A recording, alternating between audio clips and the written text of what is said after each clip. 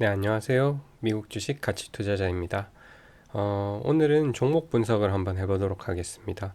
여러 종목 중에서 오늘은 SMR 관련 주식에서 가장 유명하고 최근 주가 하락이 컸던 기업인 오클로에 대해서 분석해 보겠습니다. 가장 최근에 2025년 3분기 실적 발표 자료를 바탕으로 오클로가 직접 말하는 본인들의 회사가 어떤 회사인지 알아보고 추가적으로 이 회사의 재무 상태가 현재 어떤지 알아보겠습니다.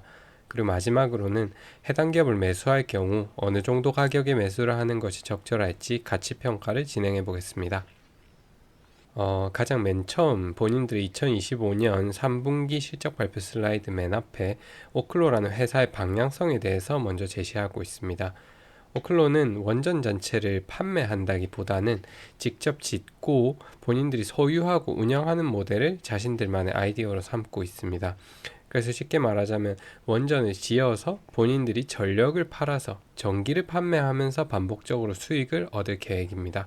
그래서 SMR의 의미답게 작은 사이즈로 공장에서 모듈형으로 찍어내서 여러 개를 연결하여 멀티 기가와트까지 확장할 계획을 가지고 있습니다. 기술적 전략에 대해서는 이미 검증된 패스트 리액터, 즉 고성로 기술을 기반으로 R&D 비용을 줄이고 허가 및 초기 배치까지 걸리는 시간을 줄이겠다고 말하고 있습니다. 다음으로는 이번 분기까지 오클로가 뭘 하고 있었는지를 종합적으로 나타냅니다. 대략적으로 이제 기업과 사업 개발을 어떻게 하고 있고 규제 및 허가는 어떻게 통과하고 있고 연료 조달 상황은 어떻고 프로젝트 상황은 어떤지에 대한 것들을 대략적으로 나타내고 있습니다. 그래서 앞으로 이제 추가적으로 말할 내용을 이해하기 앞서서 미국에서 이제 DOE라고 하는 기관과 NRC라고 하는 기관에 대해서 알아야 됩니다. DOE는 말하자면 미국 에너지부로 원전의 지원이나 연구 자금 조달 등의 역할을 합니다. 쉽게 표현하자면 연구나 군사 목적, 실험적인 특수 목적으로 운영하는 원자로의 관리 감독을 지원하는 기관입니다. DOE의 감독 하에는 원전을 건설해서 운영할 수는 있지만 상업적인 판매라던가 전기 판매 같은 거는 불가능합니다. NRC는 원전의 안전이나 기술 허가를 직접적으로 규제하고 규제권을 가진 기관으로 미국 핵 규제 협회 정도로 보시면 됩니다. 결국 회사가 상업적 성공을 거두면서 원전을 팔려면 이제 NRC라는 기관의 허가를 궁극적으로 얻어야만 이 회사가 상업적으로 발전할 수 있다고 보시면 됩니다. 그럼 다시 본론으로 돌아가서 지금 오클로는 뭐 하고 있고 어떤 단계인가를 하나하나 보시겠습니다. 2025년 5월에 트럼프가 이제 미국 원전 르네상스를 촉발하라는 행정명령을 내렸고 이에 따라서 DOE라는 기관은 Reactor Pilot Program RPP라는 프로그램을 신설했습니다. 이 파일럿 프로그램을 바탕으로 2026년 7월 4일까지 최소 3개의 원자로가 임계점에 도달하는 것을 목표로 하고 있습니다. 이 과정에서 오클로는 총 3개의 프로젝트에 선정됐고 이 3개의 프로젝트 모두 오클로가 추진하려는 계획에 해당합니다.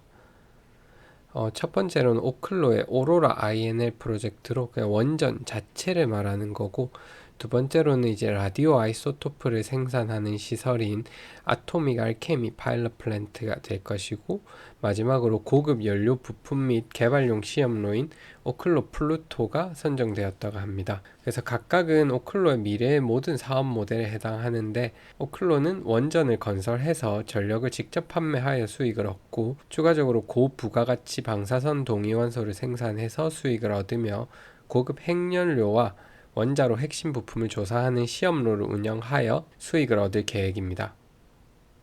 다음은 금방 말했던 내용에 대한 요약 같은 부분입니다. DOE Authorization, 즉 DOE의 승인은 DOE의 권한 하에서 원전을 돌려보는 기회가 되고 여기서 얻은 데이터와 경험이 NRC 인허가 속도를 당겨줄 것으로 생각한다고 합니다. 결국 오클로 입장에서는 경쟁 기업인 뉴스케일이 NRC 한우물만 계속 파다가 진전이 더딘 것을 보고 DOE 하에서 일단 원전을 어떻게든 빨리 지어서 빠르게 돌려보고 그 결과를 바탕으로 NRC에서 허가를 얻어서 상업적 이용 속도를 빠르게 해보려고 계획하고 있습니다. 다음 장도 거의 비슷한 이야기고 오로라 INL 프로젝트를 DOE 인허가 하에 먼저 배치해서 최대한 빨리 돌려보고 동시에 NRC와의 허가도 진행하려고 합니다. 따라서 첫 번째 DOE 하에 지어본 1호기에 대한 데이터가 모이면 이 데이터를 바탕으로 2호기부터는 NRC 정식 상업 허가로 가겠다는 전략입니다. 다음으로 그러면 이제 오로라 INL 프로젝트는 어떻게 진행되고 있냐 보면 사실 아직 좀 더디긴 합니다.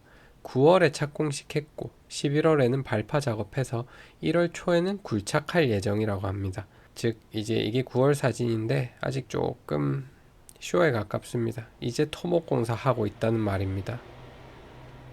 다음으로 원자로 부품 공급망에 관한 이야기입니다. 전통적인 원자력 공급망은 30% 정도로 하고 70%는 비원자력 사업, 즉 일반적인 산업이나 에너지, 화학 공급망에서 조달해서 향후 공급망 리스크를 피하겠다고 합니다. 사실 미래의 이야기니까 크게 관심은 없습니다. 그냥 대충 나중에 원전이 잘 돌아갈 때도 부품 조달을 잘할 계획을 가지고 있다. 이 정도로 보시면 됩니다. 다음으로 DOE에서 두 번째 프로젝트로 선정한 아토믹 알케미 프로젝트입니다. 이것은 이제 고부가가치를 가지는 동위원소를 생산하는 반응로로 목표 자체는 2026년 7월에 첫 가동을 하는 것입니다. 아토믹 알케미 프로젝트에서 사용된 Versatile Isotope Production 리액터 같은 경우에는 풀 타입의 물을 이용한 비가압식 냉각 방식을 채택한 동위원소 생산용 반응로라고 합니다. 공학적인 이야기라 그저 잘 실행되길 바라고 있습니다. 다음으로 오클로가 추후 연료를 공급받을 플랜입니다. 멀티소스, 즉 다중 공급원 전략으로 여기저기서 잘 받겠다는 이야기고 아직 가동도 안 했기에 그렇구나 하고 보면 될 이야기입니다. 향후에는 테네시에 연료 재활용 시설을 건설하겠다고 계획을 세우고 있고 2030년 초반까지는 생산 시작하는 것을 목표로 하고 있습니다. 아직까지는 역시 조감도고 그저 계획에 불과합니다. 이제 재무 상태로 본격적으로 들어가서 비전에 대한 이야기는 그만하고 진짜로 회사 상태가 어떠한지를 한번 보겠습니다. 이제 에셋에 대해서 보면 캐시랑 캐시 이퀴버런트, 이제 한국말로 쭉 하게 되면 이제 현금 및 현금성 자산으로 작년 말에 이제 9,700만 달러에서 이번 분기 4.1억 달러로 증가했습니다. 이제 단기 매도 가능 증권 같은 경우에는 조달한 자금을 단기채 등에 파킹해두고 이자를 받는 자본입니다. 이 역시 이제 1.3억 달러에서 5.1억 달러 정도로 크게 증가했습니다. 그 밖에 한 번 더 표시된 장기채 형태의 금융자산으로 2.6억 달러 정도 보유 중입니다. 그 밖에 이제 장비라던가 회계상 자산 등이 있고 본인의 특허나 영업권으로 2,700만 달러 정도가 있습니다. 결국 회사의 토탈 에셋 같은 경우에는 12억 4,600만 달러로 2024년 말 2억 8천만 달러랑 비교하면 거의 4배 이상 자본이 증가했고 올 한 해 성공적으로 자본을 끌어당기고 있다는 말이네요. 이제 부채 쪽을 보면 토탈 커런트 라이어빌리티 총 유동부채 같은 경우에는 1,300만 달러, 아래쪽에 장기부채까지 쭉 더하게 되면 전체적인 부채는 4천만 달러, 자산 12억 달러에 비하면 거의 3% 수준의 부채를 가지고 있습니다. 다음으로 손익계산서를 보면 가장 먼저 매출이 전혀 없다는 내용을 볼 수 있습니다. 오클로는 아직 상업발전소를 운영하지 않기 때문에 매출이 0원입니다. 그래서 위로 올라가면 오퍼레이팅 익스펜스, 즉 운영비부터 보면 R&D 비용으로 1,400만 달러로 작년 대비 3배 가까이 상승했고 일반 관리비도 2,100만 달러로 작년 대비 3배 가까이 상승했는데 R&D에 대한 투자 금액과 월급이 늘어나고 있고 원자력 규제, DOE나 NRC 규제 승인을 위해서 법무 비용이 크게 증가했기 때문일 것으로 생각합니다. 결국 총 운영비는 3,600만 달러 정도. 회사에 들어온 돈이 엄청 많다 보니 이자 및 배당 소득으로도 700만 달러 정도를 벌어들이고 있습니다. 이번 분기 전체 총 손실 같은 경우에는 2,900만 달러 정도이고 주당 순손실은 0.2불 정도가 됩니다.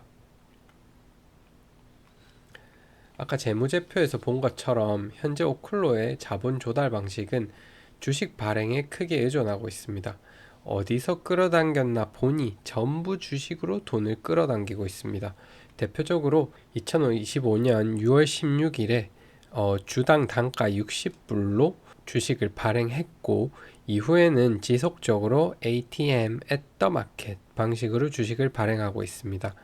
앳더마켓이란 특별한 공고 같은 거 없이 시장가로 회사가 원하는 때에 주식을 발행해서 금액을 조달하는 방식으로 주식 시장을 거의 마치 ATM처럼 쓴다는 이야기고, 주주들이 원하지 않는 사이, 인지하지 못하는 사이에 주식 수가 계속 늘어나게 됩니다.